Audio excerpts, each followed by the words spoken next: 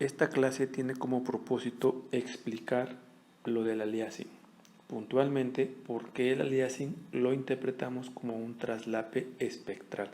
De hecho, el aliasing es un traslape espectral, aunque ya hemos visto que el aliasing es confundir una frecuencia con otra.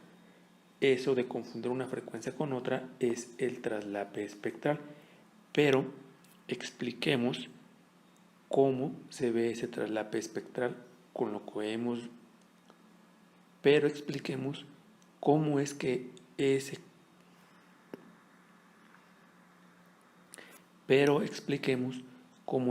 confusión de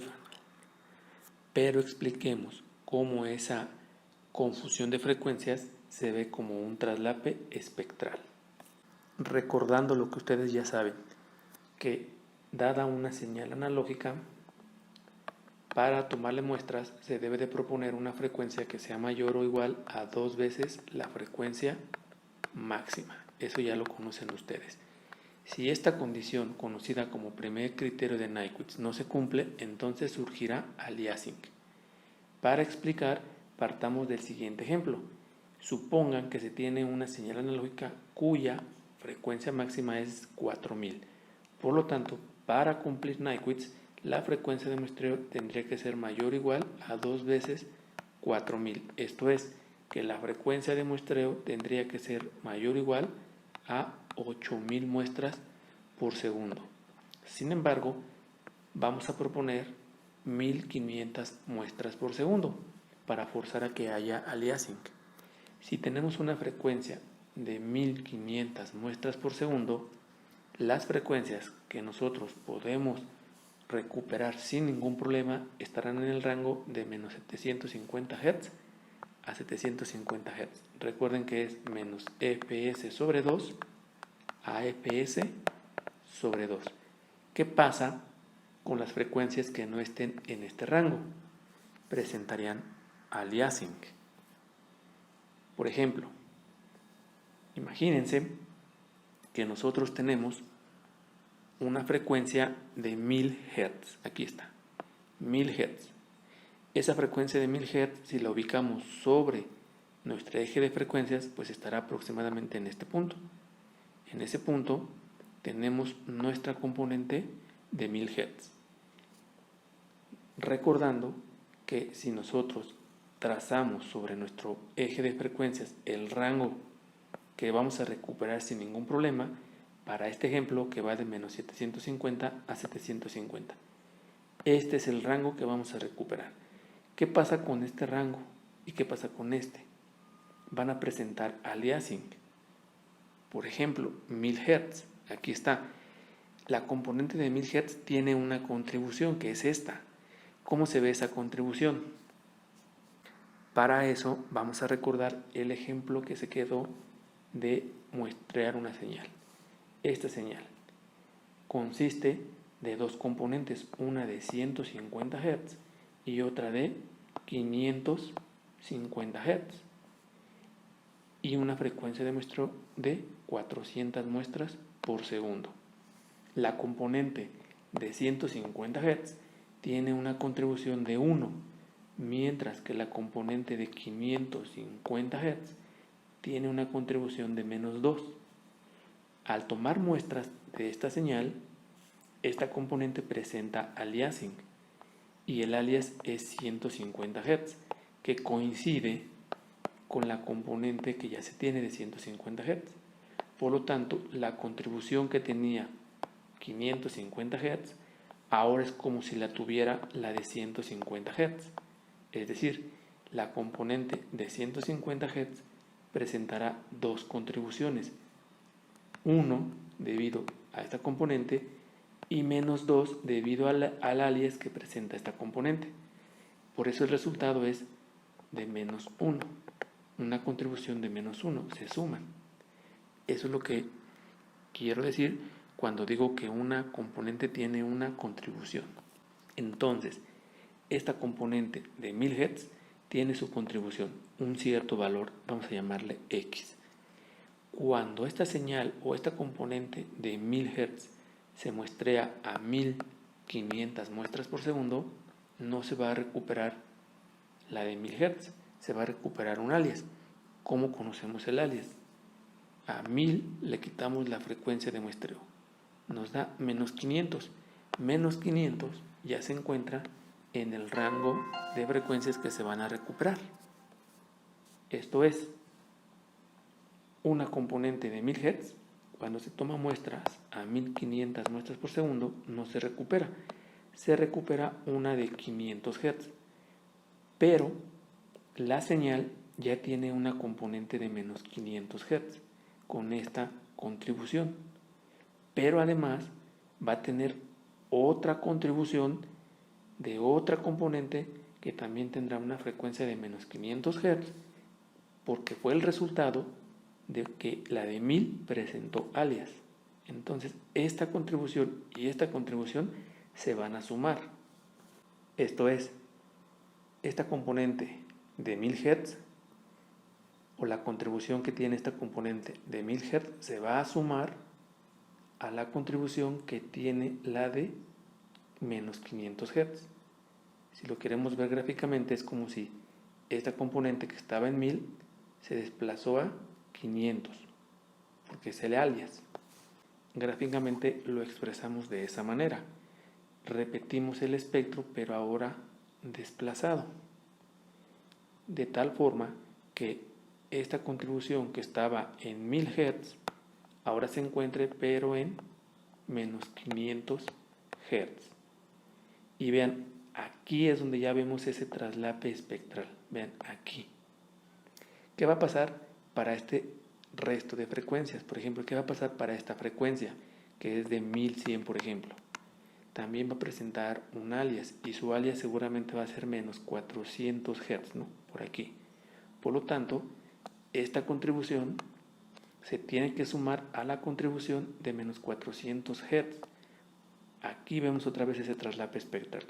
Eso es lo que significa ese traslape espectral. Ahora, si nosotros notamos cuando desplazamos nuestro espectro para que coincidan las frecuencias alias con su valor, vamos a notar que aún así podemos salirnos del rango de recuperación.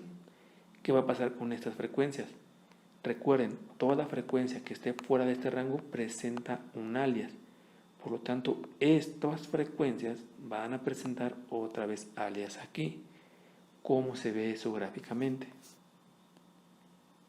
Aquí está. Noten, fíjense. Este es el espectro original. Este es el espectro traslapado, porque este espectro lo que me dice gráficamente es que esta porción del espectro tiene un alias en estas frecuencias, ¿ven? Y luego este espectro lo que me quiere decir es que esta porción de frecuencias, es decir, estas frecuencias, tienen un alias dentro de este espectro, dentro de este intervalo, que es este de aquí. Estos son su alias. ¿Qué quiere decir este espectro que está aquí? Lo que quiere decir es que estas frecuencias, vean, también están fuera del rango, van a tener un alias dentro de este rango. ¿Qué frecuencias? Estas de aquí. Así es como nosotros interpretamos ese traslape espectral. Veamos otro ejemplo.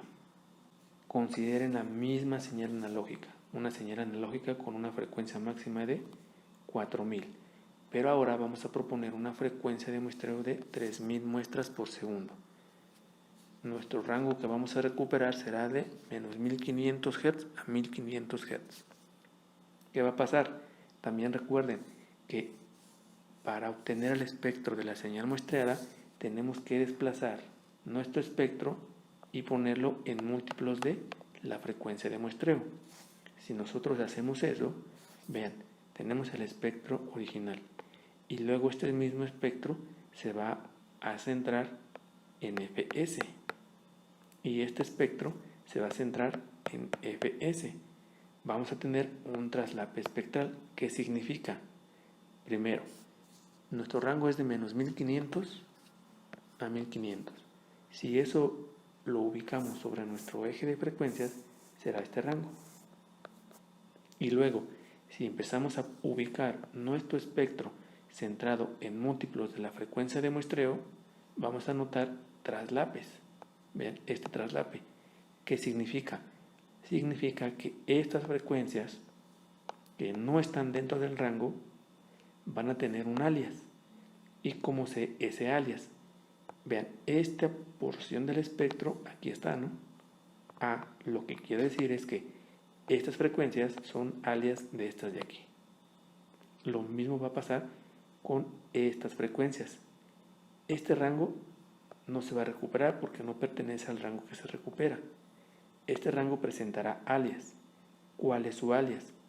Pues yo veo en dónde está mi traslape. Ven, aquí está mi traslape. Esta porción del espectro es esta de aquí, ¿no? Quiere decir que las alias de este rango de frecuencia será este rango. Así es como interpretamos ese famoso traslape espectral. Ese famoso traslape espectral simplemente nos está indicando que va a haber aliasing. Esto era lo último que quería ilustrarles sobre aliasing, para que quedara claro qué significa ese famoso traslape espectral. Repito, aquí estoy poniendo por separado los espectros, pero ya el espectro resultante pues tiene que sumar las contribuciones, es decir, tiene que sumar estas contribuciones más estas contribuciones. Vean, en este intervalo de frecuencias tenemos esta contribución, pero también tenemos esta contribución, por lo tanto se tienen que sumar esta contribución más esta contribución. El resultado pues será algo como este estilo, algo así. O sea, ya se deforma el espectro de la señal. ¿Cómo evitamos el aliasing? Asegurando que todo el rango de frecuencias se encuentre dentro del rango que se va a recuperar. Y eso va a suceder cuando la frecuencia de muestreo sea mayor o igual a 2 veces la frecuencia máxima. Fíjense, vamos a suponer que Fs es igual a 2 veces la frecuencia máxima. Estamos cumpliendo con Nyquist. ¿Cuál va a ser el intervalo de recuperación? Recuerden que es menos Fs sobre 2 a Fs sobre 2. Si nosotros sustituimos sería de 2 veces Fmax. ¿Por qué 2 veces Fmax? Porque nuestra frecuencia de muestreo está de aquí. Sobre 2 a 2 veces Fmax sobre 2. Aquí es negativo. Este 2 con este 2 se cancela. Este 2 con este 2 se cancela. Por lo tanto, nuestro rango de recuperación será de menos Fmax a Fmax. ¿Están de acuerdo? A Fmax. Por eso es que tenemos que cumplir Nyquist. Vean, sin problema recuperamos todo el intervalo de frecuencias de la señal original. Es otra forma de ver el criterio de Nyquist. Espero haya quedado un poco más claro. Si no, lo comentamos en clase. Sería todo por este corto video.